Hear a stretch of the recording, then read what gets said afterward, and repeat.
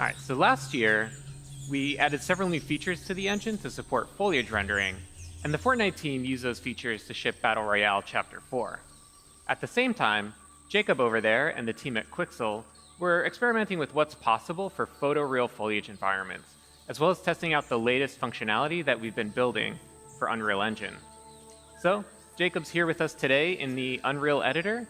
Let's explore the environment. And what better way to do that than off-roading? And what better way to off-road than in a Rivian R1T? Now, Rivian uses Unreal to power their instrument cluster, including 3D visualization of their vehicles. So we worked with them to bring the R1T to life in this experience. Let's head on out, Jacob. Sure thing, on my way. All right. So we're building tools for interactive and dynamic worlds. So here we have chaos physics simulating rocks that tumble as we drive over them, leaves bend out of the way, and we also added some real-time fluid simulation.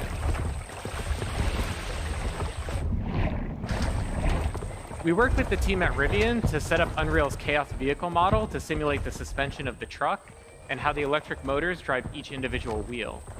Chaos also simulates how the tires compress and deform, and Meta Sounds enabled the team to precisely resynthesize the sounds of the electric motors and mix them with the ambisonics of the jungle.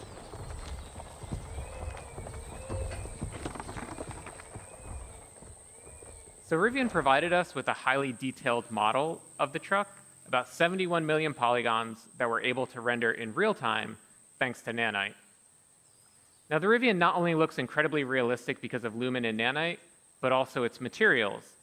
And today, we're introducing Substrate, our new material framework.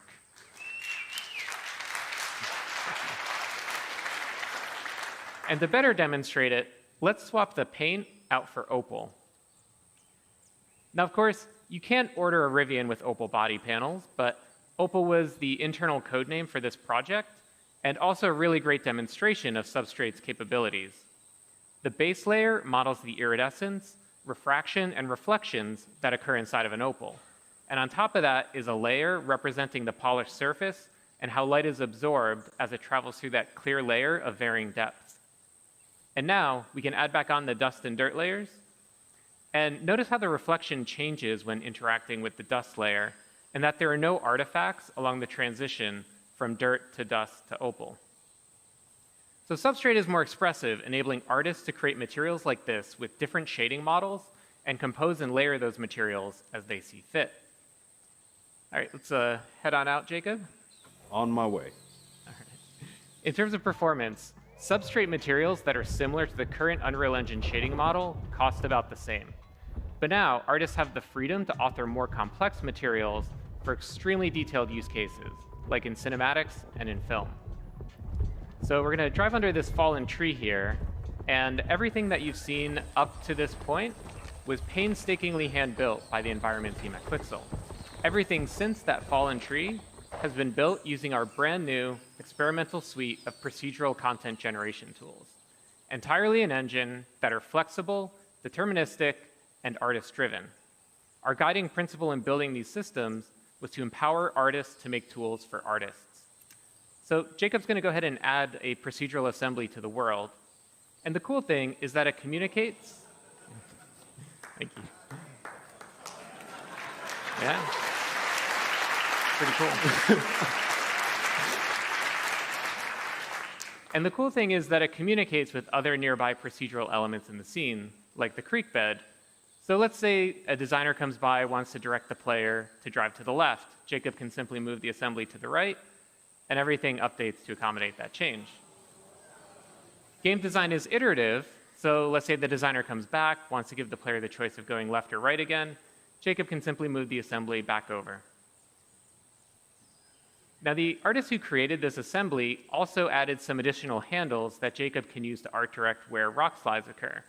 Allows him to customize the piece a little bit more, make it a little easier for the Rivian to drive by.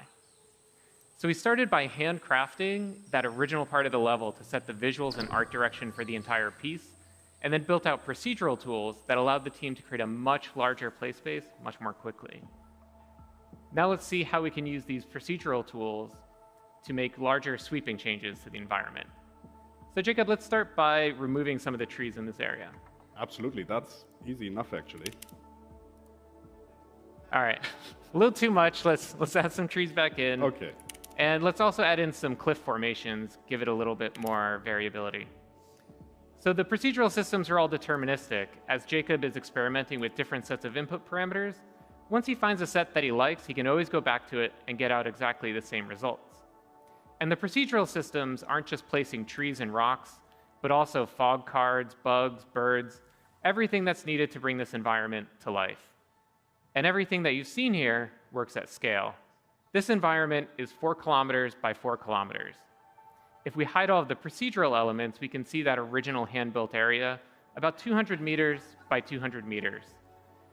We believe that there will always be the need for hand-building environments, so we design these procedural systems to be tools for artists that work in concert with hand-built content. Both Substrate and the new procedural tools will be available in experimental form in 5.2. And everything you've seen here is running in the Unreal Editor in real time on a developer machine with an Intel 13900K CPU and NVIDIA RTX 4090 GPU. So Jacob, thanks for being here and helping us out today. Thank you very much, Nick, for having me. It's been a pleasure.